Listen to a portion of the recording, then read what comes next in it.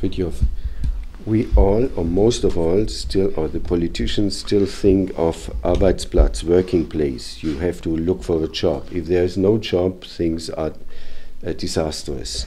So there must be jobs. Your concept is not waiting for jobs, but starting to do something and creating the jobs yourself. But still, the minds of the people are framed in that thing like what we call Lohnarbeit in Germany. And you have called it die milde Lohnarbeit als die milde Krankheit. It's a soft kind of disease. So how do we get from that concept that is deeply put into the minds of people? You have to apply for a job. There must be enough working places for everybody.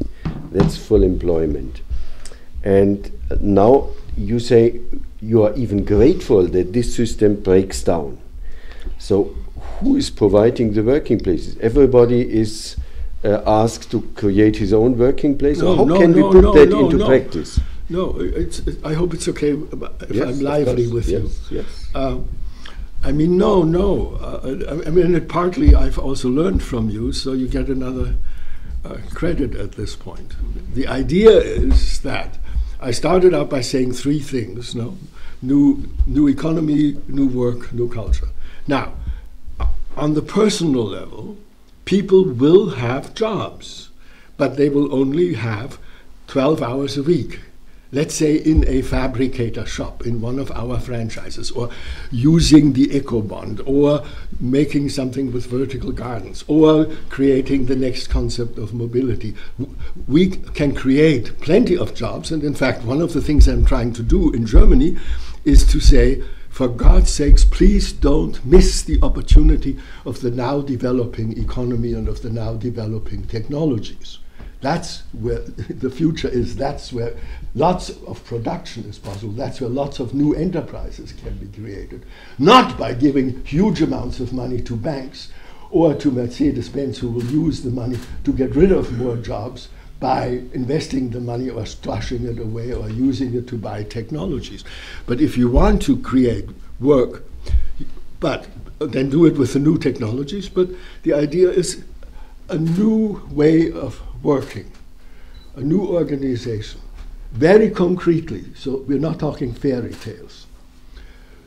10 hours a week, everybody will work on what we call the Grundwirtschaft, or in English, the base economy. 10 hours a week, people will spend building, raising their own food, making their own electricity, etc., etc. All of the basic things in 10 hours a week with high technologies. But that's work, but it's not work as it's work the way work used to be when people were still farmers, except with very high technology. 10 hours a week, nicht Grundeinkommen, sondern Grundwirtschaft, Grundökonomie, 10 hours. 10 hours job. Job that will strengthen people, that will be interesting, that will be not exhausting because it's 10 hours and not 40 hours a week. That's 20 hours. All of the rest will have to be work that people want to do, and there we will support people and guide people. That's one of the big misunderstandings of new work, that people thought people just can do what they really want to do and everybody knows what they want to do. And the fact is that most people don't know what they want to do, and we call that the poverty of desire. And so people need a great deal of assistance, which is, by the way, something that feminism has known for a very long time. People need support and assistance to find out what it is that they want. We will give them support and assistance and lead them, and accompany them into work that they find interesting and strengthening, so that, in a nutshell, people will do three kinds of work. Basic work, which is immediate, meaningful, because you do things for your family and for yourself. Job work for health insurance, and also because everybody wants jobs. But and we create the enterprises in which there will be those jobs. And on top of that, work that people really want to do. So three kinds of work. The financial crisis fastens the process for the change.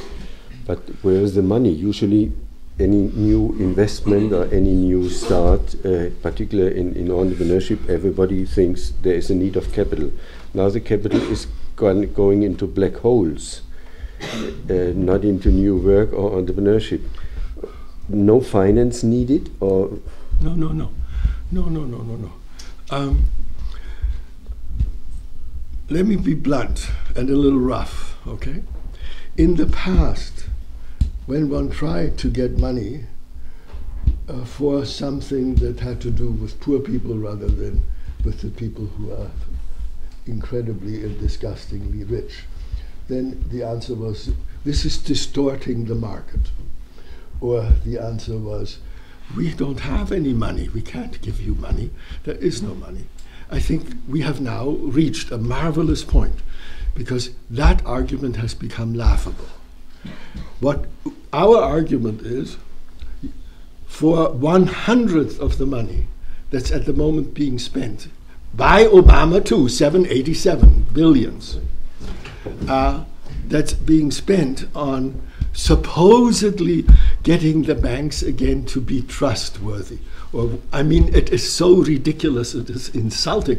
I can't believe that people actually allow themselves to be talked to like that. No, I mean, it's incredible that people don't throw excrement at whoever is on television at the moment, because it has reached the point where we are lied to, and not only lied to, but lied to in an utterly insulting way. Nobody believes that the problem is that we need to have banks in which we again have confidence. Much better if we don't have any confidence in the banks. The big lie has been that the big industry creates jobs. They don't create jobs, they abolish jobs. So go to Greenland, manufacture under the ice. We don't need you. We can manufacture everything we need right here without you, probably more intelligently and better. And the argument is, don't tell us you don't have any money. We can improve a whole region with the money that you spend on one bank. In fact, we can improve a whole region with 1/100th of what you spend just on the Allianz. So we have a good argument to get money. Besides, I probably shouldn't say this, but I very recently had a 1.5 conversation with the person who used to be the vice president of the World Bank. I took a shower afterwards, you know. But there is money out there for these things at this point, because people realize that, you know, for example, in Africa, to conserve water, the governments have to do. I mean, let me get at this still in a different ways. You know, I mean, people are beginning to learn some lessons. I mean, look at what is happening in France. Look at what is happening in Greece. How much rebellion there is in Greece, and how violent the rebellion is. Look at any number of other countries. And so governments are beginning to put 2 and 2 together and say, we have to do something about this. In Africa, where I was still yesterday, I just landed in Düsseldorf, actually yesterday, I think. In Africa, the government, the ANC in South Africa, for example, says, we have to do something or they will cut off our heads.